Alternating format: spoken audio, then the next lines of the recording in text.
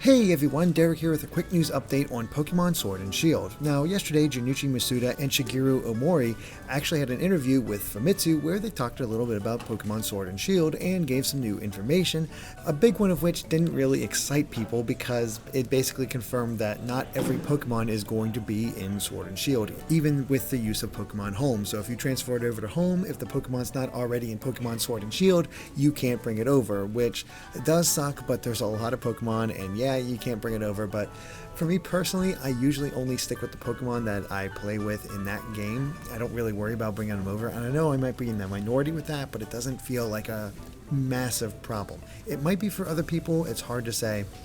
And it does suck that it's just the option is not there. But in addition to that, the reason they gave is just having all these different forms, all these different Pokemon with the graphical fidelity of Sword and Shield, and just have everything there. It's a massive undertaking, especially with all the different forms. So Masuda himself even said that he did not like the decision, but it was needed. He wanted to bring every single Pokemon to Sword and Shield, but they wanted to focus on higher quality animations. And Ohmori mentioned that this idea was proposed for Pokemon Sun and Moon, but they decided to push it to Sword and Shield, feeling it was a better fit since they were switching to new hardware. Now, the other big thing here is that Masuda said that including alternate forms, Pokemon hits 1,000 with these games. Now, this includes alternate forms, so yeah, we're obviously not going to get a ton of new Pokemon, but we're definitely going to get a lot, and it is significant that with these games we breach 1,000 different Pokemon. Maybe not by national dex number, but certainly with different forms.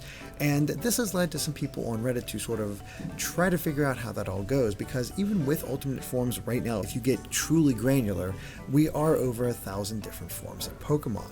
However, it's not really known how exactly they're splitting up these forms, which ones count, which ones don't, whatever they have in mind. So it's tough to say exactly how many new Pokemon are going to be in Sword and Shield. Some are estimating around 70, some are saying up to 150. It's really hard to say.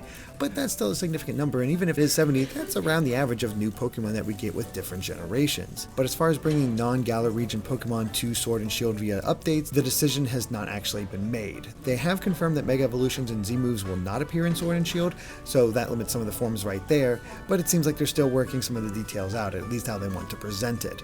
So yeah, not exactly the best of news, but it's interesting nonetheless, and of course we're getting over 1,000 Pokemon with this new game. We can expect a lot of new Pokemon, which we've seen quite a few of, and I'm sure there's plenty more to see as the game gets close to release. But yeah, what do you guys think of this? Let us know in the comments, and of course be sure to subscribe to Game Explained for more on Pokemon and other things gaming as well. Until next time, bye.